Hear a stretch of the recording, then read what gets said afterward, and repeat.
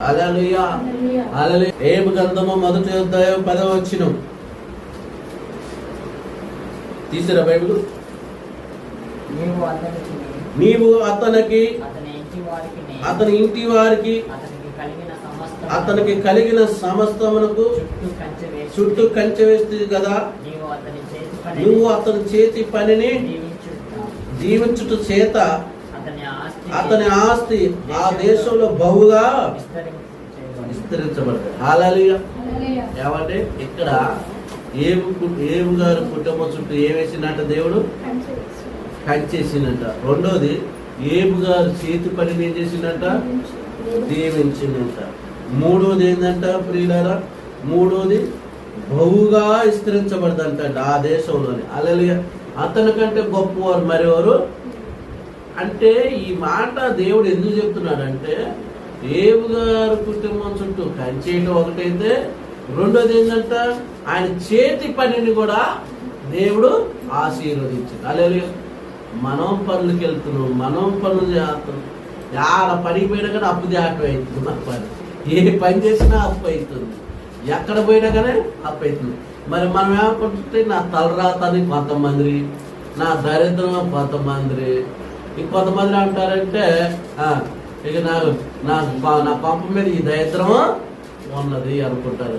నీ పంప మీద దరిద్రం లేదు, నీ తలరాతే కానే కాదు. నీకు దేవుడు తోడు లేకపోవడం వల్ల నువ్వు చేసే పని నీకు ఆశీర్వాదమా. ఇప్పుడు ఏబు గారు చేతి పనిని ఎవరు ఆశీర్వదించాడు?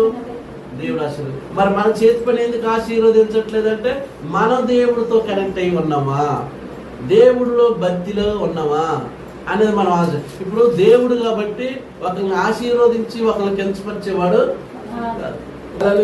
ఇక్కడ ఏబు గారి కుటుంబం చాలా పెద్ద కుటుంబం. ఏబు గారికి బహు పరివారం ఉన్నారంట. ఏబు గారి కుటుంబం చుట్టూ దేవుడు కంచేసిండు. ఈరోజు ఎంతమంది వెళ్ళాలా దొంగలు పడి డబ్బులు దేవుడు లేరు. అవునా కదా? అవును. కొంతమంది సంపాదించి ఒకసారి చేసిపోయి హాస్పిటల్లో పెడతారు. అవునా? కాలు నొత్తున్నా, కడుపులు నొత్తున్నా, గ్యాస్ డబ్బులు పెట్టినా హాస్పిటల్ బాగాలంటే ముందు ఎక్సలు తీయాలంటాడు, పక్షలు తీయాలంటాడు. ఈ సిరిరసం బిండినట్టే ఉండింది. అవునా? సిరిరసంలో పెట్టేటప్పుడు ఎట్టుంది కర్ర, అటు నుంచి వచ్చేటప్పుడు ఎట్లా పిప్పు. ఇక అట్ట అయిపోతుంది పీల. నీ సంచి ఖాళీ చేసి ఏం చేస్తారు? టెస్ట్లు అని చేశాను, ఏం లేదు కానీ 2 టాబ్లెట్లు వేసుకుంటే సరిపోద్ది అన్నమాట. చెస్ట్ టాబ్లెట్లకి ఒక 50 రూపాయలు, టెస్ట్లు మాత్రం 10,000 అయింది. అది మన పని సంపాదన. హల్లెలూయా. అంటే దేవుడు మనకి ఆరోగ్యం వీడా, దేవుడు మనకి బలం వీడా. ఒకసారి ఆలోచన చేయాలి, మన పరిస్థితి కూడా ఆలోచన చేయాలి. నేను ఎందుకు చెప్తున్నానంటే, దేవుడు మన చేతి పని ఆశీర్వదించాలంటే, దేవుడు మన కుటుంబం చుట్టూ కంచేయాలంటే, దేవుడు మన చేతి పనిని దీవెనకరంగా మార్చాలంటే దేవుడిలో ఉన్న భక్తి మనం తెలుసుకోవాలి.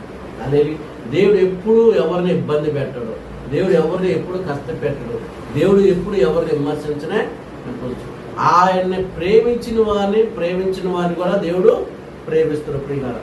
ఏబు గారిని ఎంతగా ఆశీర్వదించిన కారణం ఏందో మొదటి వచ్చినటువంటి ఊజే దేశమందు ఏబు అనే ఒక మనుషుడు ఉండెను. అతడు యథార్థమంతుడు, న్యాయమంతుడు, దేవుడు యందున భయభక్తులు కలిగి చెడుతనమును విసర్జించిన వాడు. అతనికి 7 కుమారులు 3 కుమార్తెలు కలిగి ఉండెను. అతనికి 7,000 గొర్రెలు, 3,000 ఒంటెలు, 5,000 జతలు ఎడ్లు, 5,000 ఆడ గాడిదలు కలిగి బహు పరివారై ఉండేది. అతనికి ఆస్తి ఉండెను గనక తూర్పు దిక్కున జనులందరిలో అతడే గొప్పవాడిగా ఉండెను. హల్లెలూయా. ఎంత నిష్ఠంలో చూడండి. ఆయన ఎలా ఉన్నాడంటే, దేవుని నమ్ముకొని యథార్థవంతుడిగా ఉన్నాడు, న్యాయమంతుడిగా ఉన్నాడు, చరిత్రాన్ని విసర్జించిన వాడు. ఇవన్నీ చేసిండు కాబట్టి దేవుడు ఏబు గారిని కాపాడగలిగిండు. ఏబు గారు గృహం చుట్టూ కంచేసిండు. ఏబు గారి చేతి పనిని ఆశీర్వదించు. ఇవన్నీ దేవుడు చేయడానికి కారణం ఏంటంటే, ఫస్ట్ ఉన్న లైన్లు ఏంటో తెలుసా? అవన్నిటినీ పాటించింది కాబట్టే దేవుడు అతన్నే కాపాడు. ఇప్పుడు మనలో మన మాట ప్రియులారా, దేవుడు మాటింటే మనకి మేలు చేయడా? దేవుడు మాటింటే మన పిల్లగాల జీవితం చక్కబెట్టడా? దేవుడు మాటింటే మనల్ని పోషించడా? దేవుడు మాటింటే మన దరిద్రతను తీసేయడా? దేవుడు మాట వింటే మన మీద ఉన్న రోగములను బయటికి వెళ్ళగొట్టలేడా? దేవుడు మాట వింటే మనలో ఉన్న గలిబిలిని తొలగించడా? దేవుడు మాట వింటే మన కుటుంబానికి సమాధానం ఉండదా? దేవుడు మాట వింటే మన కుటుంబానికి నెమ్మది ఉండదా? దేవుడు మాట వింటే మన పరిస్థితులన్నింటినీ చక్కబెట్టడా? దేవుడు మాట వింటే మన కుటుంబాన్ని అంతటి కూడా దీవించడా? ఒక్కటే ఆలోచన చేయండి. దేవుడు మాటకి మనం ఎప్పుడైతే లోబడతామో, దేవుడు మాటకి ఎప్పుడైతే విధేయత కలిగి ఉంటామో, ఇక్కడ బైబిల్లో యోబు గారు కూడా యథార్థంగా ఉన్నాడు, న్యాయమంతుడుగా ఉన్నాడు, చెడుతనాన్ని విసర్జించిన వాడు కాబట్టి దేవుడు అతన్ని దీవించిండు. దేవుడికి అతనికి బహు సంతానం ఇచ్చిండు. ఎంతమందిని ఇచ్చిండు సంతానం? 10 మందిని ఇచ్చిండు. 7 కుమారులు, 3 కుమారులు. ఇవాళ ఒక అబ్బాయి అమ్మాయి పుడితే ఆఫీసులు చేయటమే. ఏంటంటే వెనక ఆస్తి లేదు, ఆస్తి లేదు, ఇంకేంటంటే ఒక్క జాలే అంటారు. ఈ ఒక్కరికి వచ్చే రోగం పోయే రోగం పుట్టుకున్నట్టు ఏంటిగా? అవునా కాదు?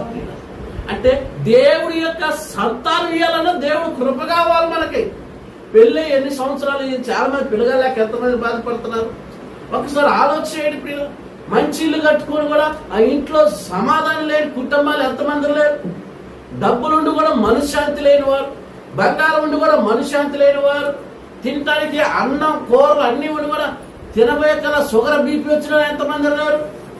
ఈరోజు దేవుడు ఆరోగ్యం ఇచ్చి, బలాన్ని ఇచ్చి, శక్తినిచ్చి భూమి మీద మనం సజీవులుగా ఉంచుతుందంటే దేవుడికి ఇక మనం ఎంతగా రుణపడి మనం ఉన్నామో ఒకసారి ఆలోచన చేసి ప్రియులారా, ఈరోజు ఒక దైవజనుడిగా నేను మంచి కోరేది ఏంటంటే, మనం భక్తిలో పెరిగితేనే దేవుడి యొక్క శక్తి ఏంటో మనము తెలుసుకుంటాం. మళ్ళీ చెప్తున్నాను, దేవుడు ఎప్పుడు ఎవరిని తోసివేసేవాడు కాదు. హల్లెలూయా. ఆయన ఎవరిని కూడా తోసివేసేవాడు కాదు ప్రియుల. హల్లెలూయా. లోకమంతా చూసి నన్ను వేడిపించగా నీ చాలి ప్రేమతో చేరదీయవా. లోకమంతా చూసి నన్ను వేడిపించగా నీ చాలి ప్రేమతో చేరదీయవా. ఒంటరినయ్యా నా తోడు నిలువా, ఒంటరినయ్యా నా తోడు నిలువా.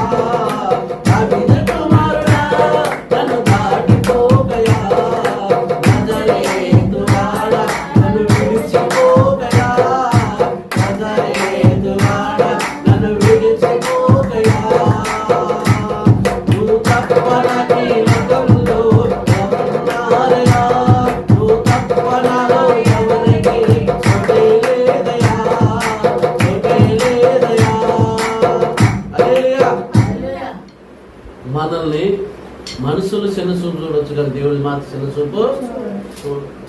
కానీ దేవుడు చాలా గొప్పవాడు, దేవుడు చాలా ప్రేమ కలిగిన వాడు. దేవుడు మనల్ని దీవించేవాడే కానీ దేవుడు అన్యాయం చేసేవాడు కాదు. చాలా మంది అంటారా, నేను ఇన్ని సంవత్సరాలు ప్రార్థన పోతున్నా, ఇన్ని సంవత్సరాలు పాటలు పాడుతున్నా, ఇన్ని సంవత్సరాలు అన్ని చేస్తున్నా, దేవుడు ఎందుకో నా ఇష్యూలో పట్టించుకోవట్లేదు చెల్లె, నా ఇష్యూలో పట్టించుకోవట్లేదు పిన్య అంటూ. అంటే దేవుడి ఇష్యూలో నువ్వు పట్టించుకున్నావా? అసలు దేవుడికి నీకు సహవాసం ఉందా?